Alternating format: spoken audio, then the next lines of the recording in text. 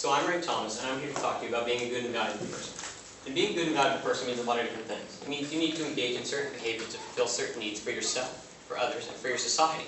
And essentially, what it is we're all pursuing pleasure. We're no longer trying to satisfy our physiological needs. And so what we're focusing on, in one way or another, is pleasure. And Maslow described in his hierarchy of needs, we have 5 different tiers of things, and ends in self-actualization.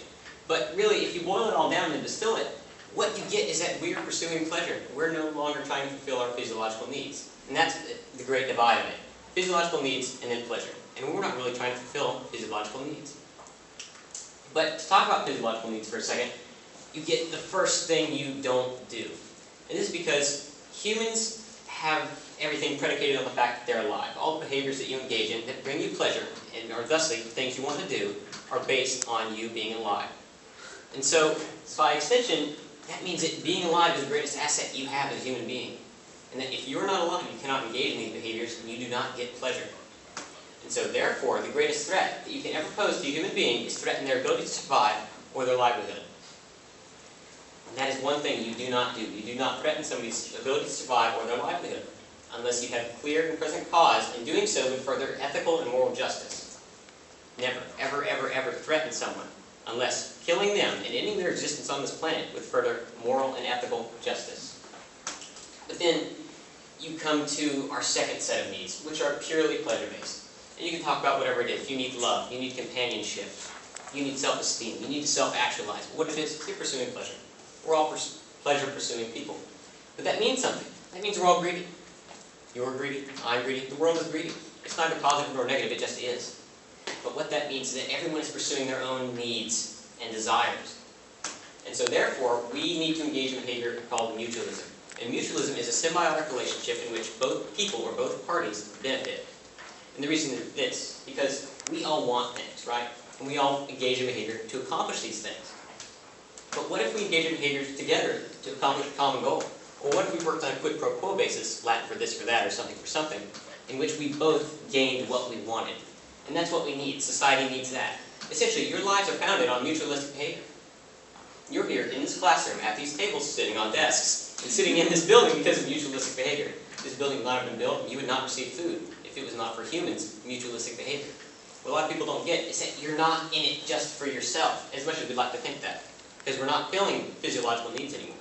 We're just pleasure seeking. And so we can do that so much better by engaging in mutualism. But then there's other things. And we don't purely act in our own self-interest. That's not quite it. Because humans are complicated. We really are. And so we don't always act purely in our own self-interest. Sometimes we just do things for other people because we do. And one of the most important things you can do for someone else is show your respect. And respect means a lot of things. It means that your right to exist on this earth is being recognized. Whatever you have to say, or whatever you're doing, or whatever you're accomplishing, means something to someone out there. And that is probably one of the most pleasurable things you will ever feel in your entire life. It's better than love, and it's better than self-actualization in many cases. Being respected is so important. So what you need to do is give people your respect. It doesn't matter who they are or what walk of life they hail from. Essentially, they want your respect, and you need to give it to them until they give you a reason not to. It better be a pretty heinous reason. But by engaging in respectful behavior, what we find is that we grant other people their esteem. And that's the fourth tier on Maslow's hierarchy of needs. But by granting other people their esteem, what they find is that with this new esteem, they want to grant you yours. And so by engaging in behavior where we show respect, we get respect ourselves. We develop our own sense of self-esteem, which is positive. Again, it's pleasure-seeking. And so by being empathic and sympathetic, what we find is that we can engage in pleasure-getting activities like respect.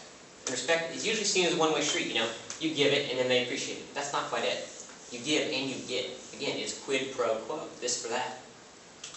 But that's not quite it. And that's not all human beings need to do. All the behaviors they need to do to be good and valuable people. The last 2 things they need to do are be useful and efficient. Now, usefulness is very important. Because usefulness determines why you are here and what you're doing. And why you're doing what you do. And if you're not useful, nobody wants to associate with you, because everyone wants their own desires fulfilled. And really, nobody's doing anything at any point in time, ever, that is not fulfilling their own desires, or at least trying to. And so what you find is that by being useful, people want you. And you can be useful in a lot of ways. You can have knowledge, you can have skill, you can have creativity. Or, you can really do anything. You just have to find a niche. And that's what it is. As organisms, we have to develop niches, just like everything else on the planet. And so by finding a niche, you will find you'll actually become something interesting. You'll become wanted, in demand. And being in demand is probably one of the most survival encompassing things that you can ever be. Because people who are in demand stay here. Because they're fulfilling a service for someone or a group of people that's valuable. That's valuable. A good and valuable person, be useful. You need to be useful. It doesn't matter what you do, you just need to be damned good at it. As Abraham Lincoln said, I don't care what you are, be a damn good one. And it's true, you need to be a good one. But of course, all the usefulness in the world is nothing without a bit of efficiency. Because human beings' lives are finite. We don't live forever. We're only here for 70, 80 years in developed countries maybe. And so we have to accomplish our goals, desires, and needs on time. So that means that we have a schedule. We have things we have to do, places we got to go, people we have to see. So therefore, you need to be efficient. You need to be able to accomplish things with your usefulness quickly and efficiently. You do things on time. Because you know what? The most useful person in the world that can never complete a task is worthless. And they will never be any good to anyone. And because they cannot fulfill others' desires, they will not fulfill their own. And they will die very unhappy, I can assure you. So you absolutely have to be efficient as well as useful. And so humans engage, to summarize, in a variety of behaviors as a result of basic human needs and desires. But essentially it is this. You have to be efficient.